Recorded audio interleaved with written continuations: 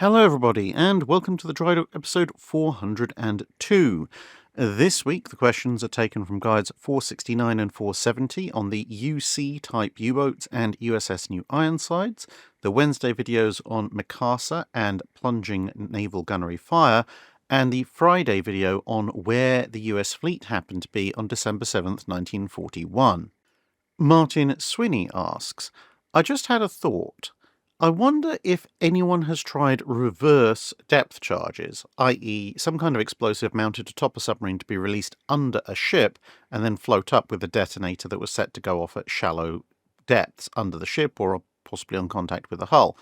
Not really a decent offensive weapon, but in case of being chased by destroyers, maybe? I'm sure it was thought about at various points. However, there are two rather major problems with the idea, which would be why it wasn't really implemented.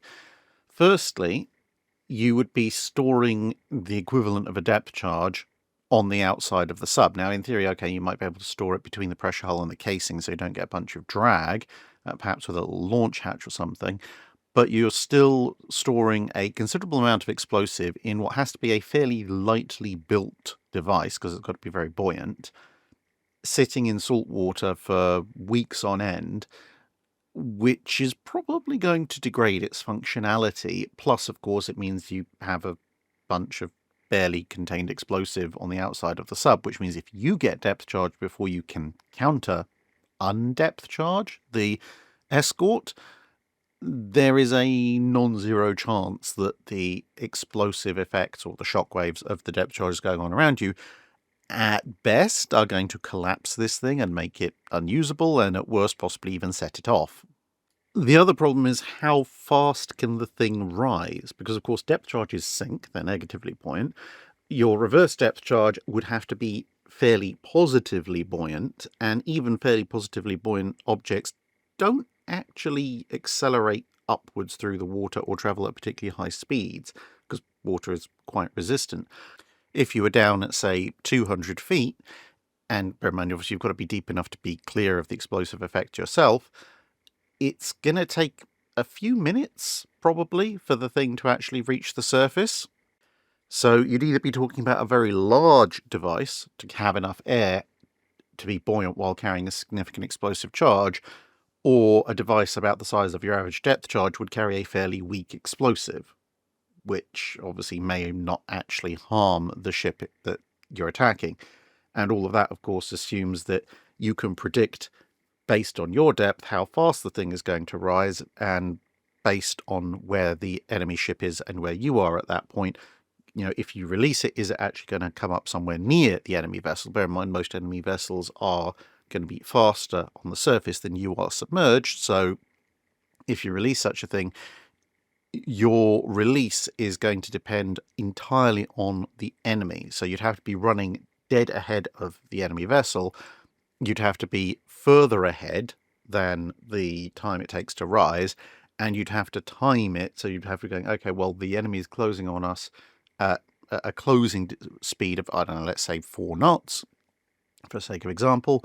And then you'd have to go, okay, and now is when we have to release it. So essentially it'll be a very, very, very niche use case weapon with all sorts of downsides and a lot of problems to it. So it's just better to try and evade at that point. Almirante Brown asks, Drac, what are your thoughts about the utility of a submarine specifically designed to attack merchant shipping with large numbers of 18-inch torpedoes, like the Italian Cagni class? Could this type of submarine complement smaller submarines that were armed with 21-inch torpedoes? I think an alpha strike of 8 or more pattern-running torpedoes, if stern tubes are included, could potentially devastate a convoy. I think this kind of submarine really depends on who exactly is building it and who exactly their intended targets are.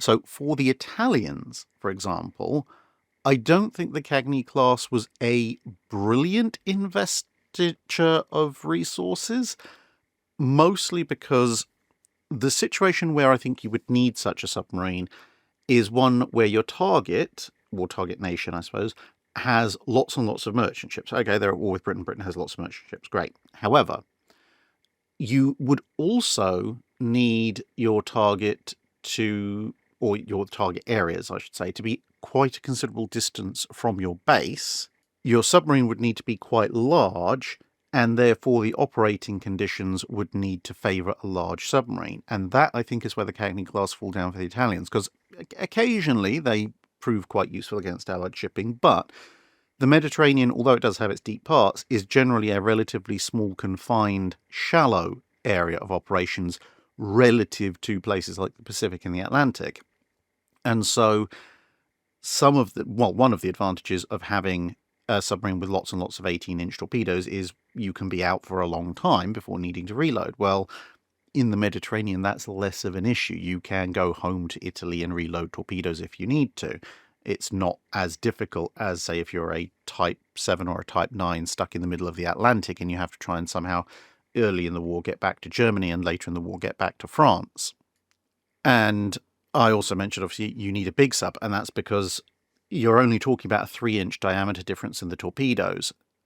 On a small sub, something that displaces 600, 700, 800 tons or so, it's not going to make a vast difference to either the number of torpedoes you can carry or the number of torpedo tubes you can carry.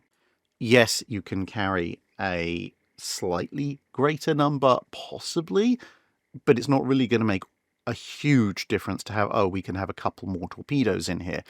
Whereas if you build a big submarine, thanks to the square cube law, then suddenly you can do rather ridiculous things like the Cagnis, as you can see here, 8 internal torpedo tubes up front, 6 at the back, 3 dozen torpedoes total.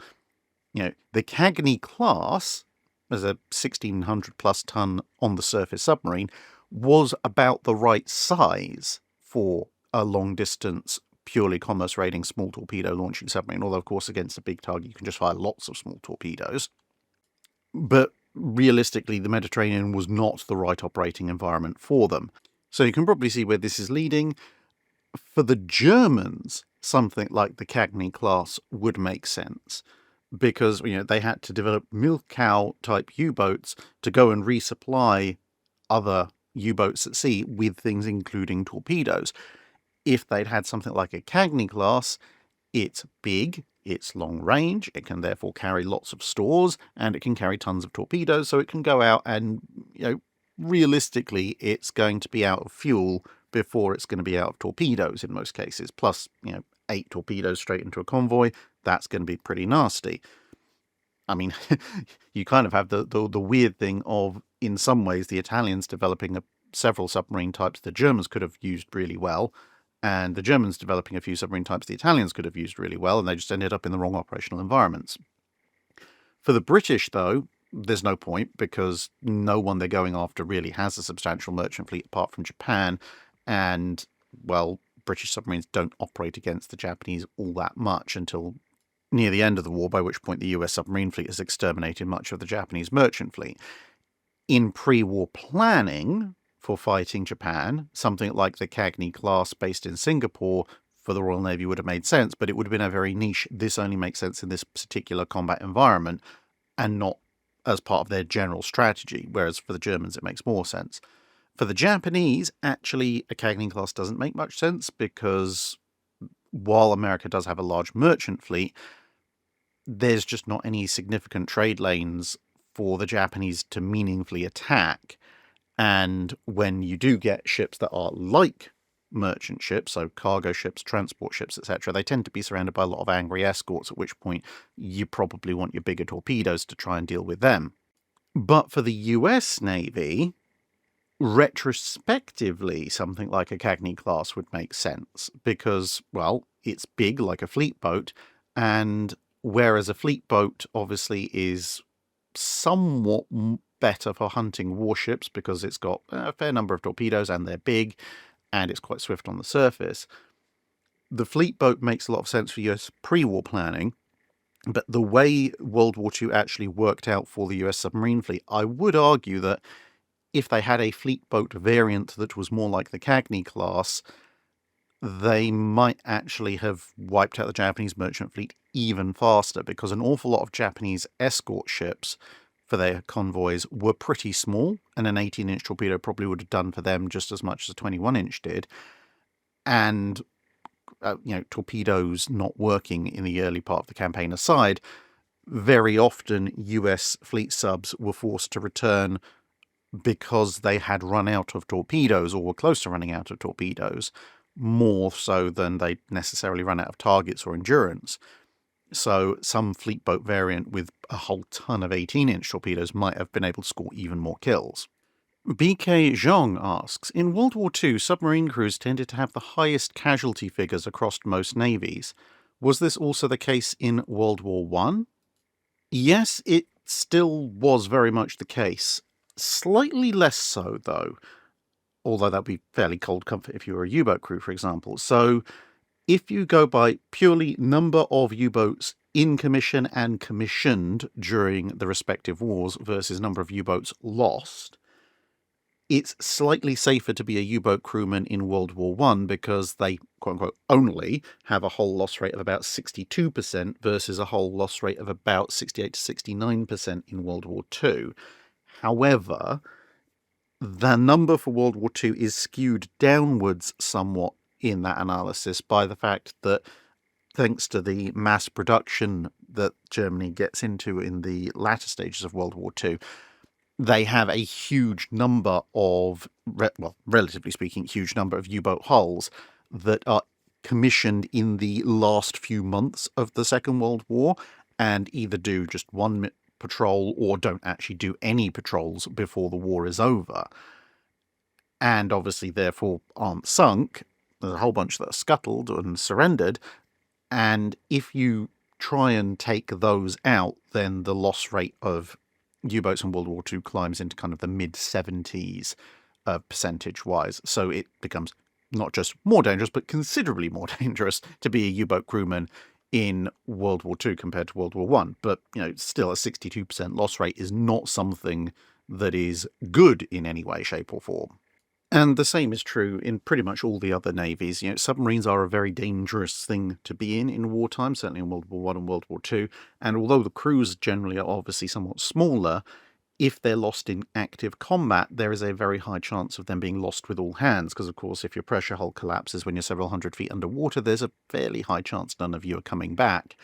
Of course, some submarines do survive, well, the crews do at least, in part, when they're able to surface, or they sink in shallow water, or they're sunk by not a depth charge and things like this. But still, the percentage of crew lost is also very, very high. For the Royal Navy, for example, again, in World War I, it's somewhat safer than it is in World War II, but compared to the Germans, Royal Navy submarine losses proportional to their fleet are just generally lower anyway. But it also is highly dependent with the Royal Navy on which class of submarine you happen to be in, because the average loss rates for Royal Navy submarine classes in both World War I and World War II seem to be either around 25 to 30% or 45 to 50%, depending on the class. And of course, therefore, you can work out the average is going to be probably somewhere in the high 30s, low 40s, which is about half the loss rate or less of that of the German U-boats. But you do have some extreme outliers. So you will have some classes that suffer minimal to no losses in either war, and you'll have some classes which suffer near total wipeout in both wars. Particularly in the Second World War, there are some small batch runs of interwar class subs, which in some cases there's only one left by the end of the war, even though, as I said, there aren't any complete class wipeouts. But then, on the other hand, you'll have very large batch runs of, say, war-built S-class, so the pre-war S-class subs, they suffer something like 2/3 casualties, or 3/4, whereas the war-built S-class, their loss rate is actually considerably lower. Mitch M. asks, the iron shutters over New Ironsides gunports are a style I don't think I've ever seen before. Was that kind of hinged scissor style common? And why use it instead of the more traditional horizontal or vertical outward opening shutters?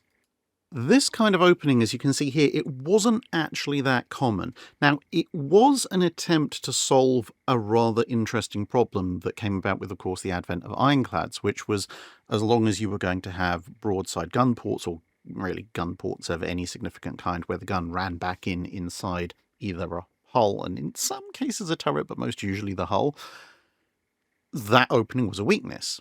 Now, back in the Age of Sail, of course, you had a nice, usually upward opening wooden gun port, but that was mostly there just to keep the water out when the ship wasn't in combat. It didn't serve any real protective purpose in battle. The only exception to that was purpose-built fireships whose gun ports hinged downwards, because it meant when you set them on fire, the gun ports would open when the ropes burned through and then guns would go off. But nonetheless, during the Ironclad era, however, you had to armour these things, because otherwise, again, weakness in otherwise a fairly substantial amount of protection.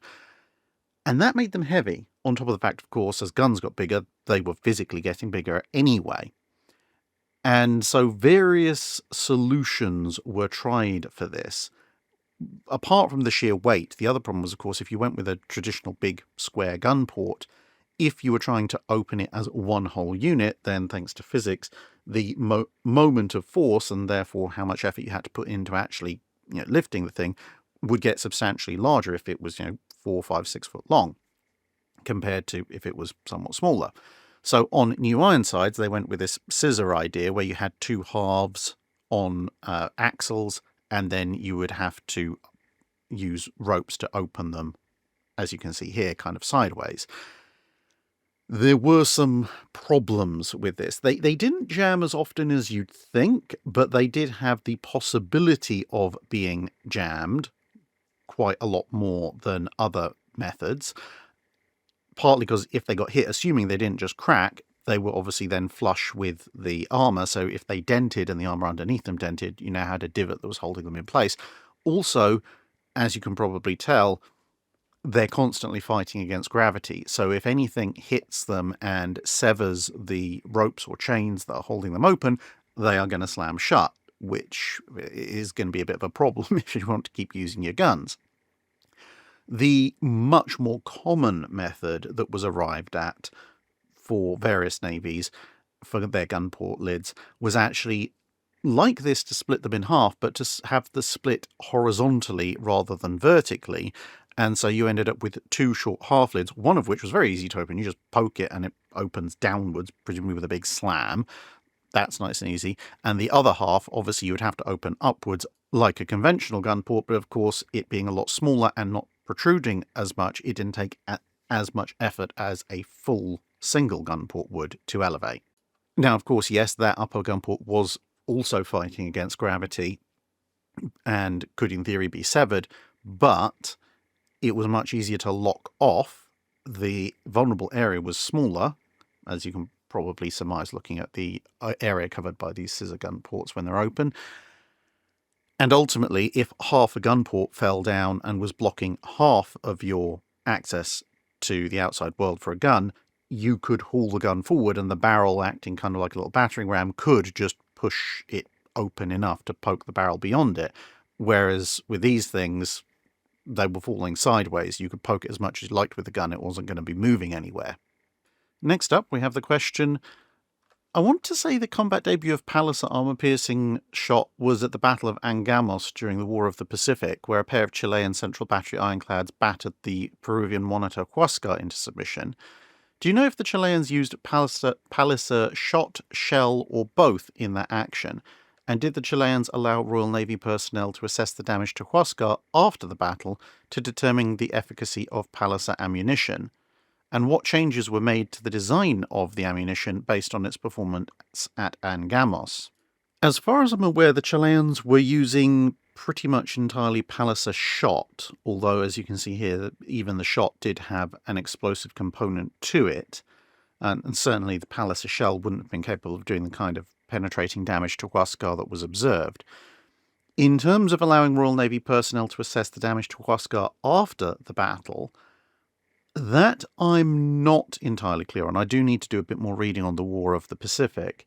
However, it should be mentioned that an awful lot of Chile's naval officer corps was trained by the Royal Navy, and there were a fair number of ex-Royal Navy officers serving in the Chilean Navy at the time, although what value of ex-Royal Navy those particular officers were on a case-by-case basis, of course, could vary. Some of them were genuinely, I've retired from the Royal Navy, but I'm now serving with this Navy. Others were kind of doing more of a sabbatical, which was common for Royal Navy officers in the 19th century. But in terms of changes made to the Palliser ammunition, there weren't all that many changes, to be perfectly honest, because Palliser shot had gone through a fair number of revisions in the early 1870s after some gunnery exercises showed that the initial batches of Palliser shot had this annoying habit of flying apart like gigantic shotgun shells when you fired them. But by the late 1870s, by the time of the Battle of Angamos, Palliser shot had to a certain extent been superseded because further tests during the 1870s had shown that the newly incoming compound plate armour, which had steel over iron, was actually quite effective at defeating Palliser shot, which was itself iron. And therefore the latest and greatest in shell design had moved on. So to penetrate compound armour, you would need shells that had at least a steel head, if not made entirely of steel. And so, whilst Palliser shot, and to a certain extent Palliser shell, although much less commonly, did remain in active service for a considerable time after the late 1870s, that would be because, well, there were a lot of older guns afloat, and Palliser shot was about the best you were going to get to use in those. And, of course, just because the latest and greatest in compound and later early steel armour could defeat Palliser shot quite well, it didn't mean that there weren't a ton of older iron-armoured ships still around against which Palliser shell would still be pretty effective. But with iron-armoured ships, and therefore the ammunition needed to defeat them, kind of having been frozen by the advent of the compound and then the steel-armoured vessels, the revisions to Palliser ammunition in the 1880s, following the Battle of Angamos, didn't really amount to all that much. Zepp Flyer asks, you mentioned a heavy wooden bulkhead installed in New Ironsides. Why were these never installed in Age of Sail warships when such a deal was made of stern raking fire? Why was a thick bulkhead never installed perhaps forward of the captain's cabin or further forward to at least limit damage? Essentially because on New Ironsides, although the bulkhead was mostly, in terms of thickness, made of wood, it did have iron plating on the exterior side, the stern-facing side, so it did have some protective value. Now, would it have stopped a 68-pounder solid shot? No. It was nowhere near thick enough for that.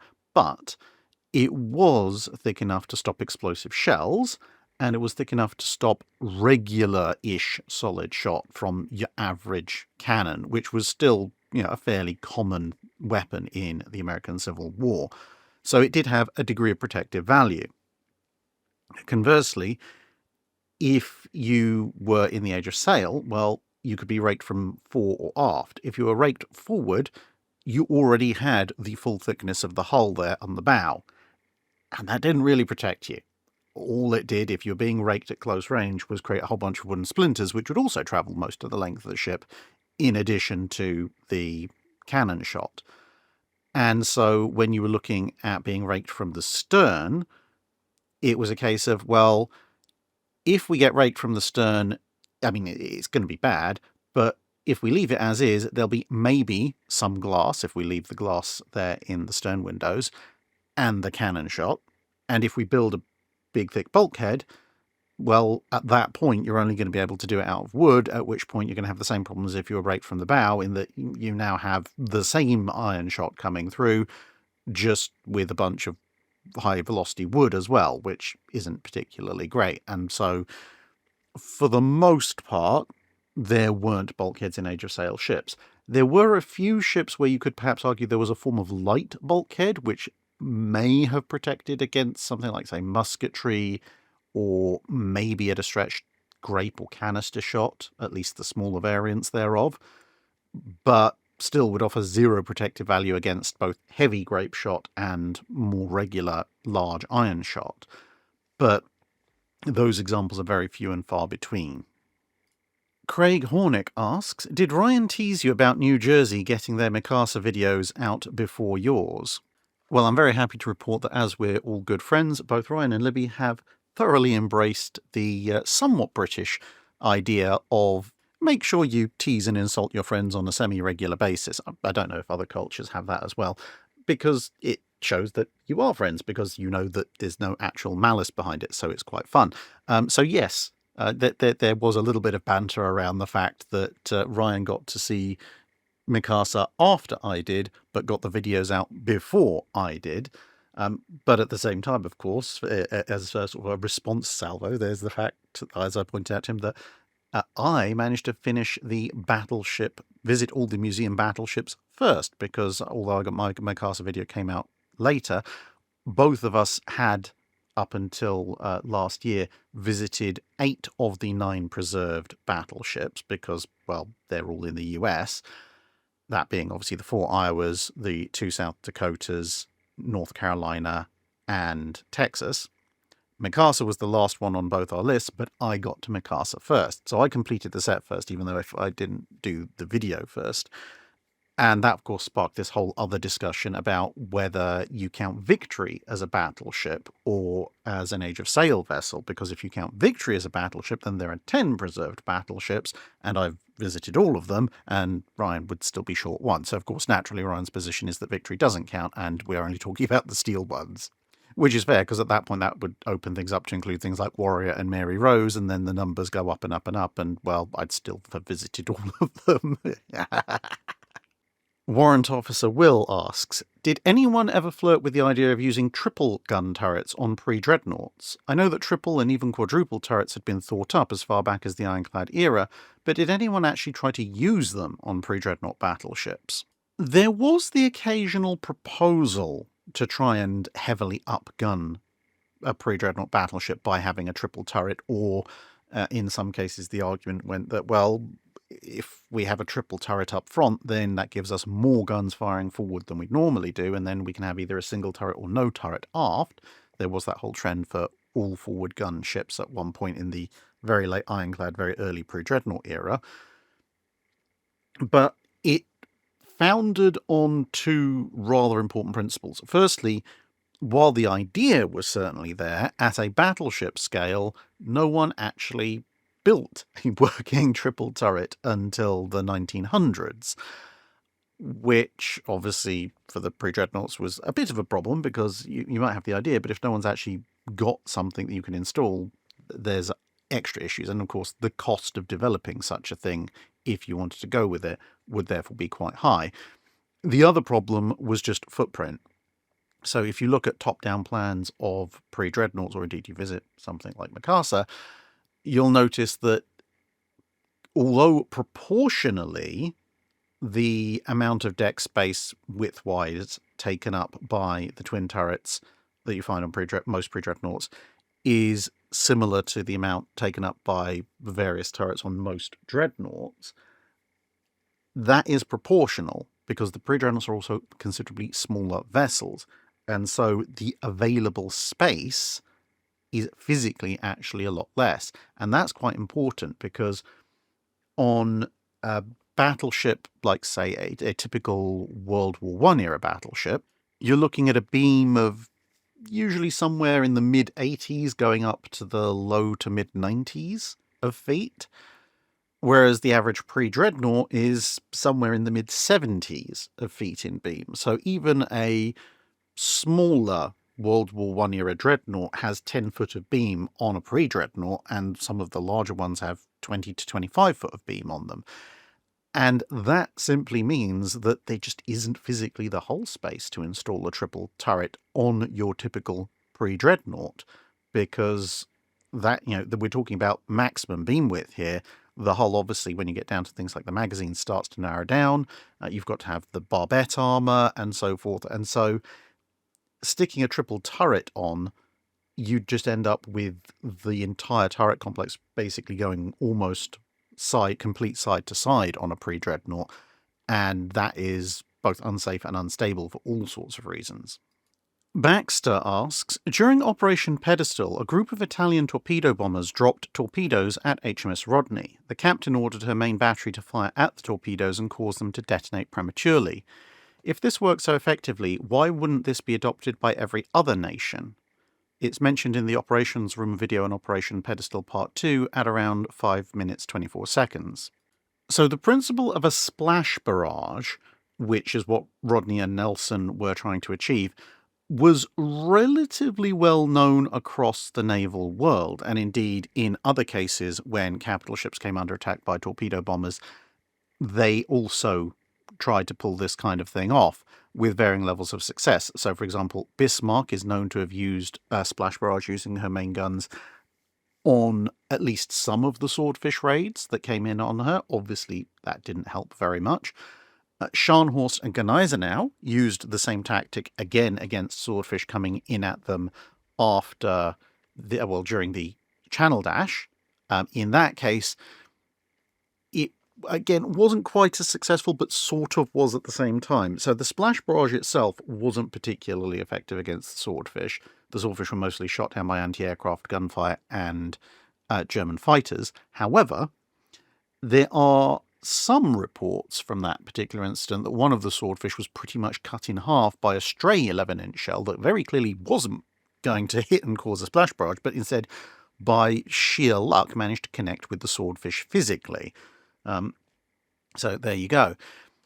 And obviously, various other navies would do it as well. And the idea of the splash barrage most of the time wasn't actually to go after the torpedoes, it was to disrupt the torpedo attacks. The theory went that, well, one, big visual, barrier, so the torpedo bombers would find it difficult to draw a bead on their target.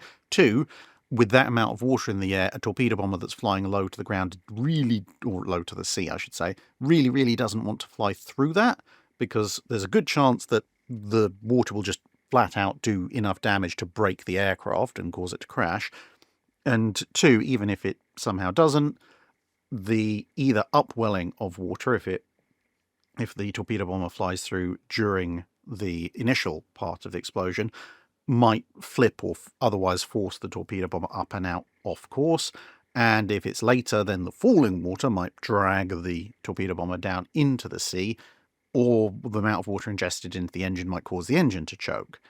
So basically, you didn't want to fly through the thing, so you'd have to go around it, and if you went around it, then you would break up your attack run. So this was the general objective.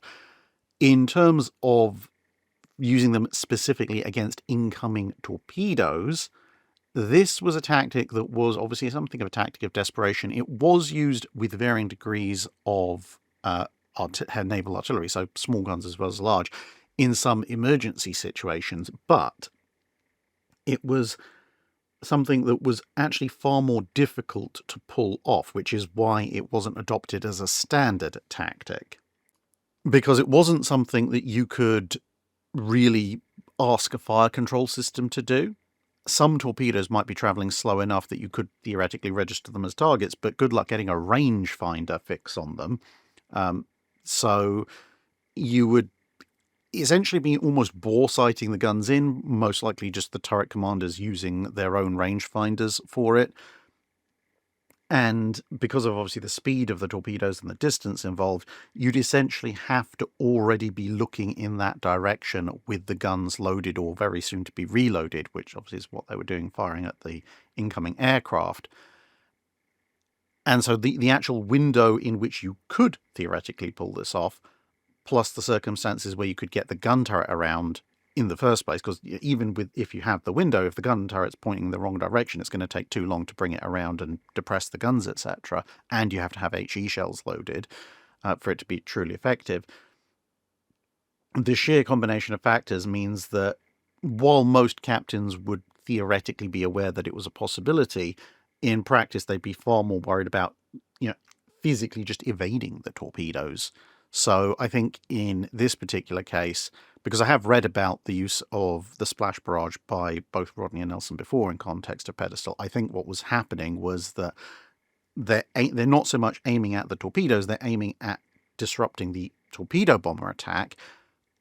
And then when that, to a certain extent, fails, because, hey, the Italians do drop a bunch of torpedoes at them, it's a case of, well, we've got the guns aimed in that direction anyway, and because they're locked in a convoy, evasive action isn't so available as it would be in a more normal open action, At which point they're just going, well, you know what, we might as well chance it. And it just so happens in this particular case to have worked for them. TZ8785 asks, did any navy consider or seriously experiment with howitzer-style main guns in capital ships? If you're doing high-angle fire, plunging fire could then come in quite steeply. There were howitzers that were used for shore bombardment, particularly in the Age of Sail, but in terms of being the main guns in capital ships, no, they weren't really ever seriously considered, at least in the age of steam and steel. And that's for a few different reasons. Firstly, of course, if you're going to fire a howitzer, a big 12, 13-inch howitzer, you need considerable reinforcement to deal with the vertical forces, whereas for more conventional guns, it's more about horizontal forces, which are much easier to compensate for because you've got a lot greater travel distance. But also, the accuracy of these weapons would be basically almost minimal in the pre-dreadnought and early dreadnought period, and essentially completely ineffective in the later dreadnought period.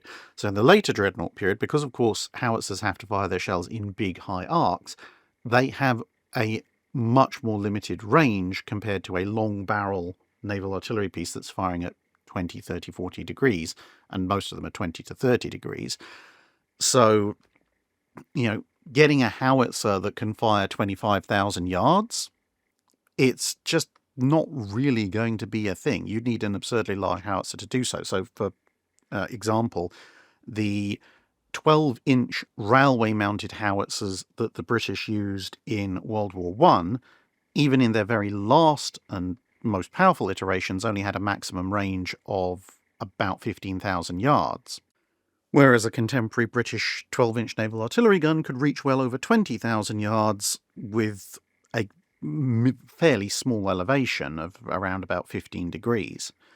And then on top of that, as I said, accuracy, even in earlier ships where main gun ranges would be low enough that perhaps a howitzer might be able to match them, accuracy is still going to be terrible because the howitzer firing in a big high arc has a much longer time of flight for the shell, and thus a much longer time for things to change. I mean, it's going to be going up through perhaps more layers of the atmosphere as well.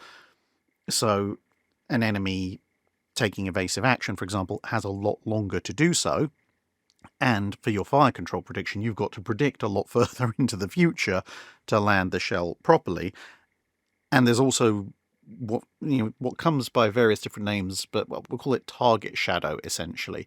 So if you're firing a shell from a conventional naval gun at a relatively low angle, if you consider the profile of the ship, the length of the target that you're firing at. Now, if your calculations are accurate, and because bear in mind, you're actually technically firing a spot on the sea that just happens to be occupied by the ship.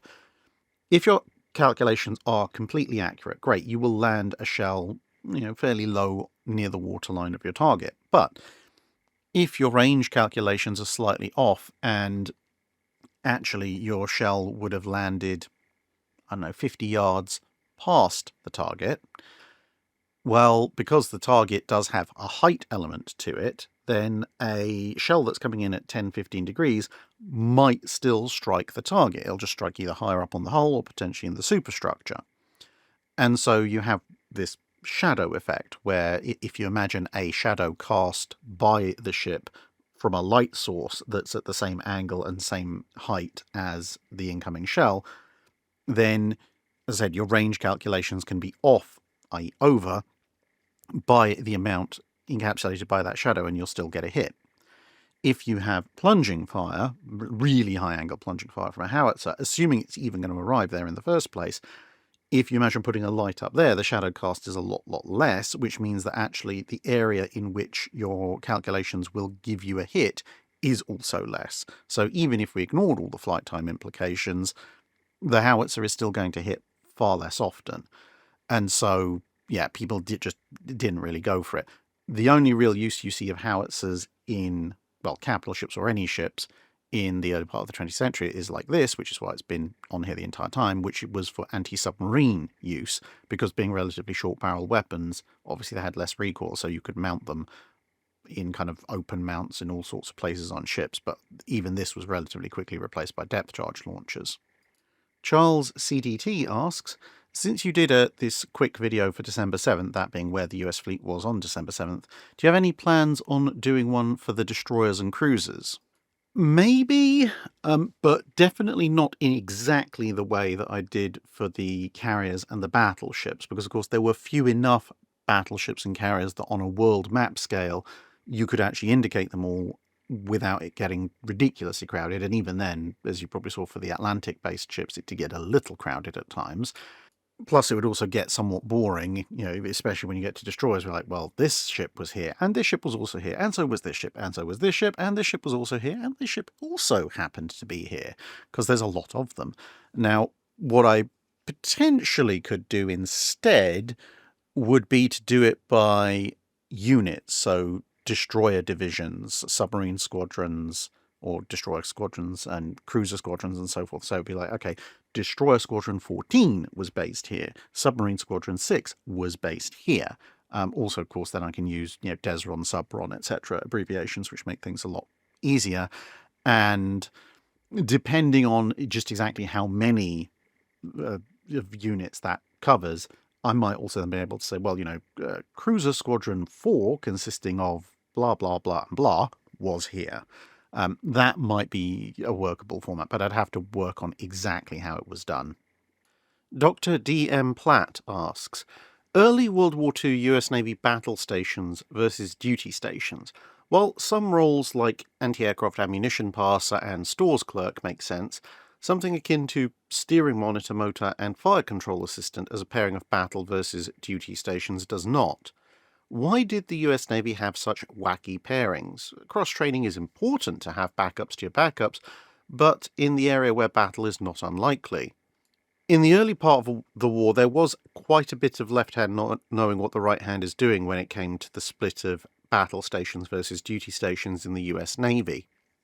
I don't know for certain, but I have a suspicion that what was going on was obviously people have their duty stations, which is what their regular area of expertise would be in, and then you would have people devising, okay, well, we now need to work out where their battle stations are going to be. Now, some battle stations are fairly obvious. If you're a stoker or an engineer, which is going to be your duty station because the ship needs to move even when people aren't shooting at it, it makes sense to keep you in that position when people are shooting at you because, well, you're the people who know how to run the engines. But when you extend much beyond the more obvious, what seems to have happened is someone looking at a list of crew, looking at a list of their theoretical qualifications, and just going, okay, this person here, this person here, this person here, this person here, without any particular reference to where their duty station actually was. And so you might end up with, let's say, a block of 20 people who notionally have some capability as anti-aircraft gunners, let's say. Well, at that point, it seems that the assignment went, okay, well, the first, let's say, 5 people from this block, their battle station can be this portside forward anti-aircraft installation. And then the next 5 people, they get the starboard forward, the next 5 people aft port, the next 5 people aft starboard. But the fact that those, let's say, of the first 10 people who are going to the forward anti-aircraft installations, the fact that their duty stations might be somewhere in the aft portion of the ship 3 decks down, and therefore they've got to run almost the entire length of the ship, and a good chunk of the people who are assigned to the aft anti-aircraft platforms might have regular duty stations somewhere up near the paint lockers or something in the bow, and therefore it would make more sense to switch those people around. It seems that the connect of where these people are on their duty stations versus where you want them to be at their battle stations just wasn't made. 2 different people were, or 2 different departments that didn't talk to each other very much, were setting these various locations.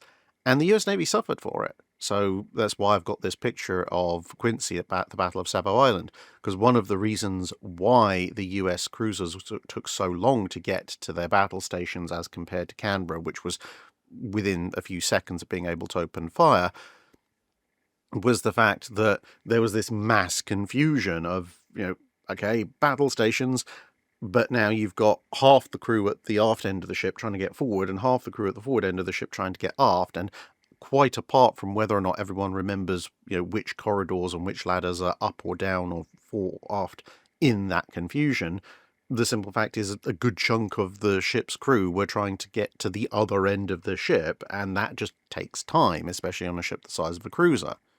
Although, fortunately for the US Navy, they did seem to recognise this fairly quickly in the midst of the debacle at Guadalcanal and change things so that your duty station and your battle station were at least somewhat in proximity to each other. Alternate historian Turtleduck asks, HMS Dreadnought was built in only a year. How was the Royal Navy able to achieve this feat, and why didn't they continue doing this? It seems to me that doing what they did for Dreadnought for the later generations of battleships would have allowed the Royal Navy to win the naval arms race against the Germans even sooner. Basically, Fisher engineered a situation where he was running the Royal Navy's building capacity to the absolute maximum. So the first thing he did was he looked around and went, which dockyard historically turns out its ships the fastest? That turned out to be, at the time, the Royal Dockyard in Portsmouth. So he said, right, Dreadnought's going to be built there. The next thing he did was a combination of pre-planning and just outright stealing. So, of course, the keel laying of the ship is the start gun on the construction, but you have long lead items like armour, guns, and various other bits of material. So, as well as ordering the long lead items as was necessary, Fisher realised that if he was going to meet his target laydown date and then completion date, it was actually already too late to order the guns. So he just said, okay, well, we're using the same gun systems as those on Lord Nelson and Agamemnon, so guess what? We've already ordered those guns. We're diverting some of those guns to Dreadnought, which is why Lord Nelson and Agamemnon ended up actually finishing later than Dreadnought. Next, obviously, you have to start ordering in materials, general materials, beams and plates and so forth. And that was done, but then what Fisher did was not just order in, okay, we're going to order in the first month's worth of materials, and then we'll order the next month and the next month and the next month on a rolling basis. He ordered about half the ship to be assembled, as in the materials stockpiled in Portsmouth Dockyard, well ahead of time, so that there wouldn't be, a few days here and there where something was needed and it wasn't available. And once all that material started piling up, a good chunk of it was laid out in a position that once the start gun was fired, they'd be able to not just start working on the ship itself on the slipway, but also, because the other material is right there, other men could start to pre-assemble sections. So rather than, say, bringing in a beam and then that needs to be joined to 3 other beams to make a complete beam, they just went, okay, well, the crane that's bringing that beam in can bring in the entire beam. It's just that the beam is manufactured in several sections for ease of transport or whatever. Well, how about we get some men to actually pre-assemble that beam off to one side, so then when we bring it in, we just bring in the whole thing, slot it in, rivet it in, job's a good one, and that saves an awful lot of time on the construction of the ship, rather than having to bring in 3 separate beams and do 3 separate sets of riveting. So in a way, kind of a prefabrication effort. Also, the number of men on that particular project was dramatically increased from the normal number of men who'd be assigned to it, and everybody was working 6-day weeks, 6 a.m. to 6 p.m., rather than the standard 48-hour or so-ish week that people would normally work. So you had more men essentially working long shifts and or later separate double shifts. So it was a throw everything and the kitchen sink effort, which obviously involved a fair bit of planning, which, okay, could be replicated for other ship builds, but also used a fair amount more money. Because obviously if you've got 3 times as many men working on the ship, you have to pay 3 times as many people. And if you've got those people working, 50% longer, then you're having to pay them 50% more, or still more if obviously overtime rates are higher. Now, of course, there is some offset if you only paying this exorbitantly high rate of manpower for a year as opposed to 2, then that's going to reduce the complete overhead by a certain amount. But unfortunately, even in 1905, you had to consider the treasury. So while the manpower costs actually turned out to, roughly speaking, even themselves out, and the build cost of Dreadnought and the subsequent Bellerophons as an absolute figure turned out to be about the same, a little bit over £1.7 million, the fact was for Dreadnought, you'd spent that £1.7 million in a single year. Admittedly, because it was laid down in October, it was split across 2 financial years, but essentially within approximately 12 calendar months, you'd spent just over £1.7 million. Whereas with a Bellerophon class, even if you spent exactly the same amount of money, you were spreading it out over 24, 26 calendar months, and thus the monthly outgoings to construct the ship would be about half as much. And the Treasury likes those kinds of things because they just look at the initial figures and go, oh, look, we're spending less money, because they're idiots. But essentially, it comes down to very few dockyards could repeat what Dreadnought had done. And while in theory you could potentially work out a system whereby at Portsmouth dockyard at least could be kicking out a battleship a year, that would mean that the Portsmouth dockyard would be either sitting idle half the time while it waited for everybody else to catch up, or the dockyard would be building 2 battleships to every one that everyone else was building, which would then mean that private contractors would start to cry because, well, if you're building a 4-ship class and 2 of them are just going to Portsmouth dockyard, and you have to give at least 1 to one of the other royal dockyards to keep them in business, well, now there's only 1 available for the private dockyards, and then obviously they're going to be worried about their ongoing business capabilities. And the only point in all of this where the Treasury might actually have a point is that, if you do spend the entire budget to build a battleship in a year instead of 2, and thus you can build a second set of battleships the next year, then after 2 years, you will actually have spent twice as much money because you've built twice as many ships and those costs aren't reducing. And that means the naval budget would have to, well, not double, because the naval budget includes all sorts of other things like maintenance and building other ships, but there would be a significant increase in the amount demanded in each year's Navy estimates, which could be difficult to justify. Either that, or you'd be doing a year on, year off, at which point your build rate is basically the same. Maximus Tillman IV asks, suppose Japan goes all in on naval aviation and aircraft carriers, using the steel and shipyards to make another 5 or 6 carriers instead of the Yamatos. How does the Pacific War develop? Well, one thing you've got to bear in mind is that for Japan, it's not just a case of, we've got, 65 plus thousand tons of Yamato class, so that neatly divides into 2 Shikaku or 3 Hiryu size carriers. It's also about shipyard space. The Japanese only have a limited amount of slipways that are large enough to accommodate carriers.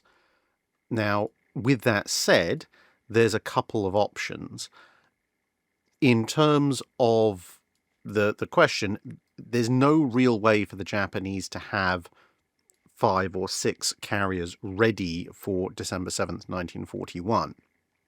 However, it is possible, if you take Yamato and Musashi and Shinano out of the construction rota, and Shinano's sister ship, which goes on the same slipway as Yamato in Kure, once Yamato's out of there, obviously. And if you move Junyo over to Kure as well, and move Minishin around, you could potentially, after the historical building program that now doesn't include the Yamatos, have 4 slipways capable of taking carriers. Now, from that, you face another decision, which is that obviously time on slipway does not mean time to commission. You launch the ship, then you've got to fit out the ship, and then you've got to actually commission the vessel. Now, if you're going for an ideal carrier force on December 7th, 1941, then essentially what you want to do is build 4 repeat Shikakus. And you could just about get those in service. You only get 3 in service. The one that would go on in Yokosuka after Shikaku herself, it'd be a bit questionable whether she'd be ready in time, but maybe. Especially if you have an expedited fitting out and commissioning period. Now, it might be tempted to go with the Kaihiryu type instead, because that will take a little bit less time to build, but will obviously give you a less capable carrier. But at that point, it's perhaps more likely that you'll have 4 additional carriers ready for December 7th. And critically, obviously, if you do that, then you might have another at least 3, the 4th, well, let's say 5 to 7, and the 8th not. If you're building Kaihiryu types, you might just about have another 3 ready to go in 42, and then maybe the last one in late 42, early 43. So that'll give you 8 additional hulls. Conversely, if you go with Shikakus and then Kaihiryus, then you're going to be looking at those carriers coming into commission a bit later, sort of late 42, early 43, the second wave. But in a realistic, optimistic scenario for maximum power in the early part of the war, let's say we're going with 4 Shikakus and the one in Yokosuka has been significantly expedited. So we've got 4 extra Shikakus, fantastic. So that means we've got 10 fleet carriers plus all the various smaller ancillary stuff that the Japanese Navy is converting and building. And assuming they expand their naval pilot training program to compensate, there are 2 big questions that hang over this. Firstly, what is the response of the US and the UK? Because historically they knew that the Japanese were building battleships. They just didn't know exactly what scale the Yamatos were. And obviously both Britain and America had plans to build lots of battleships themselves, so they weren't too concerned about that. However, if they know that the Japanese are instead building carriers, that may then affect how the British, and more importantly for the early part of the Pacific War, the Americans, order their own carrier program. And obviously if the Americans, order a bunch of additional Hornet, so modified Yorktown-style carriers, for example, and start those as a massive tranche of construction a year or 2 before the historic Essex-class production line begins, that obviously is going to significantly affect the overall outcome of the war. But, that's a whole video to itself. But assuming for the sake of simplicity that doesn't happen, the Japanese are pretty much going to roll all the battles in 1942, because, of course, Coral Sea ends with Lexington sunk, and that's just Shikaku and Zuikoku. If you've got 4 additional carriers, then the Japanese can easily afford to send 4 carriers to Coral Sea and still have 2 spare compared to what they had historically. And with the greatest will in the world, 4 Shikakus is not a force that Lexington and Yorktown can stop. But then would the Americans try to stop them if they knew that there were 4 fleet carriers involved? Take that as you will, but assume for whatever reason they do. And then, obviously, you get to Midway. Well, at that point, again, you can put at least 2, possibly 4 more carrier hulls in there. So even if Midway goes as ridiculously well as it does for the Americans early on, you've still got 2 to 4 full flight decks worth of aircraft that can come back and strike at Yorktown, Hornet, and Enterprise. And then, of course, each of these battles, assuming that Yorktown wasn't sunk at Coral Sea, of course, if Yorktown was, then it's going to be, 6 to 8 Japanese carriers versus 2 American.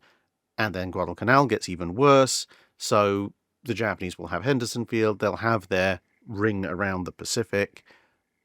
The first part of the war pretty much goes exactly as the Japanese want it to, assuming, as we said, that the Americans don't counter with their own expanded carrier program.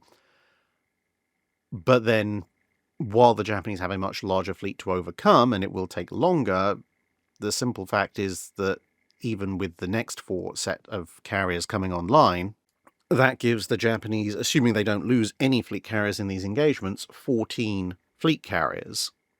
And even if the Americans somehow manage to lose every single one of their pre-war carriers in various engagements, which, probably isn't going to happen because they're not stupid, they're not going to engage in massively overwhelming odds against them. But even if that happens, and even if there isn't a kind of Hornet-class build-up before the Essex-class program, the simple fact is that into the carriers, let alone the number that were actually ordered, the Americans still end up building 24 Essex-class, with more on the way. So the Americans will inevitably win, simply just because they can outbuild the Japanese and therefore outnumber them. It's just going to take longer, and who knows, potentially we might see the first use of nukes being in an at-sea fleet battle. Dave Collier asks, what is the etymology of the word Admiral, and who was the first recorded person to hold that title? So there's two slightly competing views for the original origin of the word Admiral, and that both of them are actually Arabic from the Islamic expansions, later defined in some sources as Ottoman, but of course in the 900s and 1000s they're not Ottoman, they're generic, if such a term can be applied, generic Islamic factions in the Middle East. But in any case, you have a title which is Amir, also nowadays a name, I believe, many people. Sometimes later on Emir, spelled E-M-I-R, but at the time Amir, A-M-I-R, which means prince, commander, leader. Basically, it implies authority, usually royal, but not necessarily, over a large group of people. Then you have the definitive article, which in Arabic is al. So, and in this particular word form, it comes after the word that you're putting the definite article on, which is different to, so let's say Greek, where you would have it at the beginning. So you'd have the, which is al, the definite article. In Arabic, in Greek, it would be ho, H-O with a little accent marker over it. But that comes before. And obviously in English, it's the, and obviously again, it becomes before the thing. So whereas in English we would say the leader, or the commander, or the prince. And in Greek you'd say ho principas, the prince, or whatever the Greek term for commander is, etc. The reason I'm using Greek is, of course, they're the immediately adjacent neighbours to the Islamic expansion for the most part, so it gives kind of a contrast between the language practices. But in Arabic, it's amiral, and then you would have some kind of suffix which tells you what you are the commander or the prince of, and that's where there's the little bit of disagreement. Is it I think it's Umara, which Amir al-Umara, which would be the chief of all the things, or is it Amir al-Bahar? I think that's how it's pronounced, which is Prince of the Seas, and that is a formal title in the early Islamic world, which is actually Chief of the Navy.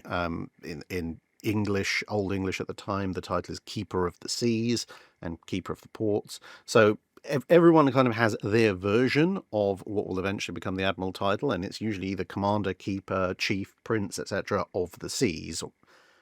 In some ways, weirdly enough, a bit like how in the Commonwealth or Republican period of England later on, they ditch the title of Admiral and go with General at Sea, which is very similar. But in the 1200s, this term from Arabic starts to make its way across the Mediterranean, and they lose the latter part, whatever it happened to be, and they just have Amir al, which gets put together into Amiral. And so when you look at a lot of the more Mediterranean countries, then where areas where those languages are spoken elsewhere, the term that obviously in English is Admiral these days tends to be either just straight up Amiral, like in French, for example, or has something added a little bit to the end because of linguistic differences, like in the Italian. As it drifts further west into Spanish and Portuguese territories, and therefore obviously people who speak those languages, like in South America, the L seems to migrate to the beginning. So you get Almiran, Almira, and then obviously you get additional bits stuck on the end, again for linguistic differences, so you get Almirante. And as it drifts further north, then, and eventually obviously getting to English, the L doesn't drift, but you get an additional D for various reasons, which I believe is something to do with some forms of Latin. So Amiral goes to Admiral, Admiral, and there you have Admiral. The rank essentially just means dude who is in charge of the sea. which is presumably why admirals, when they meet up on opposite sides, tend to fight, because there can only be one. In terms of the first person recorded to hold that particular title, it's incredibly variable, unfortunately. I can point you to the first person in the UK, or in England at the time, who held the title of Admiral, but of course different people at different points in different countries, as the term comes into vogue, will have held that title, and it takes a while for the title to get up to England, given that it's originally of a Mediterranean origin. And then of course you have the whole argument of, well, is someone called Amir al-Bahar in Arabic, even though it's not a single conjugate title, but it's pronounced essentially the same way, is one of those actually the first admiral? Take your pick. Which one do you want? And I'll try and work out which one has the first version of that particular title. Texas and LaShock asks, one of the things Gilbert and Sullivan satirise in HMS Pinafore is the Royal Navy's polite orders. How did this come about, and how prevalent was it among other navies, if you please? It has an awful lot to do with the origins of the Royal Navy in particular, but also more generally most, at least European navies, in that to hold a significant command of, at that point, the royal warships, wherever you happen to be, it was as much about your social status or on land, i.e. how far up the aristocracy you were, as it was about any ability to actually command at sea, which is why you get the kind of the differentiation between the captain or the admiral and the ship's master, because it may very well be that the captain or admiral or commodore or whatever rank of noble has been stuck on the ship. They may very well have the social cachet to be the person in command. They may have zero idea about how to actually command a ship. And that's what the ship's master is for. The noble says, I want to go over there. That is about the furthest extent of, potentially, that particular noble's seagoing knowledge. It's not always the case. Some nobles actually do have a clue what's going on. But in the sort of the lowest common denominator case, I want to go over there is then the job of the ship's master to translate into, okay, well, we have to put the sails in this way, we have to put the rudder over this way, and also the wind's going that way, so maybe we can't go quite over there just now, etc., etc. And because of that, and that's obviously just whoever's in charge of the ship, but various of the immediately lower ranking officers also will tend to be from some form of aristocracy. And therefore, not only are they carrying their own method of speaking and etiquette over, there is a certain amount of social airs and graces that are expected while you're aboard a ship. A gentleman must always be polite, and especially if a lot of the other people you're speaking to, at least among your senior staff, are also aristocracy of some description, they are going, or at least gentry, they're going to expect you to be polite to them, and equally you are going to expect them to be polite to you. And especially if you are the captain, and therefore, as we said, if we're talking about 13, 14, 15, 1600s, probably some kind of lord or baron or whatever, you're going to expect deference from the common folk, the sailors, and if you like, the NCOs. And they also are going to be very aware that the social strictures of the time expect you to be polite. And so you get this whole system where everybody is being very polite to each other, unless and until somebody loses their temper, simply because that's what the social structure on land demands, and a lot of that has now been imported at sea, and it's perhaps somewhat more concentrated, because on land, yeah, there might be the lord of the manor, or the lord of that castle, or the duke of this or that, but proportionally they are very, very much outnumbered by the general folk, and the amount of interaction you're going to have between them is relatively limited. So between the regular people, the majority of the population, they're going to just talk as normal. But on a ship, you have multiple representatives of the gentry or the nobility, and proportionally speaking, not only are you coming into contact with them a lot more, but there's a lot more of them proportionally aboard a ship compared to the regular crew than there would be on land. and therefore the social strictures get even more rigid and even more expected. And thus the entire system of, if you please, I'm pleased to report, sends his greetings, etc., appended to pretty much almost every bit of conversation, at least formally, starts to arise. And it's relatively common in other navies, but exactly how common it is in each individual navy very much depends on, again, the reflection of the social standings and the expected interactions ashore in those various countries. Because obviously in some countries, like say England, in ideal circumstances, not that this was always the case, but the social expectation was that if generic person A says, oh yes, by your leave, my lord, I would like to report this, thank you very much, then it is expected that the noble will respond in kind, politely. In some other areas of Europe, where the peasantry, the serfs, whatever, are viewed somewhat lower, perhaps, the expectation of the noble or the gentry responding politely isn't actually there as much, if at all. So obviously, again, reflecting in those navies, the structure may not be as firm, or it'll be in place between the officers, but not in the officer-crew interactions. The crew will still be expected to be polite, but the officers don't necessarily have to be polite in return. Patrick Donnelly asks, given that it's Star Wars month, and therefore may the 4th be with you, the hunt for the separatist battleship Malevolence in Star Wars The Clone Wars is arguably inspired by the hunt for the Bismarck. Do you see any other naval battles from the period the channel covers that inspire or influence the franchise's space battles? There are certain influences, I would definitely say. I mean, it's fairly well known that a lot of the starfighter interactions in the original Star Wars trilogy are actually inspired by gun camera footage of World War II aerial combat, a lot of which are US Navy aerial combats from the Pacific section of World War II. But in terms of big ship slugging matches, in, if you like, the mainstream canon, so that the movies, then it's harder to tell because there are not really all that many major engagements.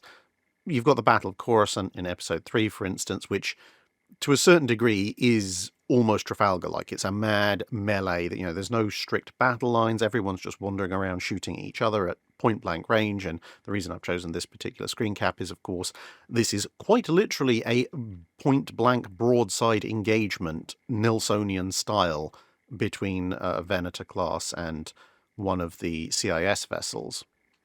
Of course, being sci-fi, they also have turrets and stuff, but you actually see in this engagement, they also literally have gun decks with, relatively, not entirely, but relatively fixed guns blasting away at each other. There's no major capital ship on capital ship action in Episode 1, 2, 4, or 5. There is, of course, the Battle of Endor in Episode 6, but again, that's more of a close-range pell-mell action forced by the presence of the second Death Star. It's not, strictly speaking, inspired by any other historical action, because, well, there wasn't a historical action where everyone went, hey, let's all get nice and close and personal, because there's a massive super weapon sitting and presumably ashore which can one-shot any of our ships, so let's get in amongst the others so that it can't hit us. And certainly in the Clone Wars series, which I think is where you see most of the big ship-to-ship battles, there are certainly various battles which you can see have certainly been inspired by at least tactics from the time period the channel covers. The Battle of Ryloth, for instance, has very, very, very heavy elements of carrier tactics, World War II carrier tactics, and maybe even certain elements of Midway thrown in there, although with quite heavy twists. But I wouldn't say, personally, looking at the various bits of Star Wars media that I've consumed, that outside of the hunt for the Malevolence, there have been particular storylines or battles where I've gone, oh, that's directly inspired by this. I mean, there's the whole cloak ship thing, which is obviously, submarines except in space, but it's still only loosely tied to that. And that brings us to an end for this week's Drydock. Thank you very much, everybody, for listening, and I hope to see you in another video soon. Bye for now.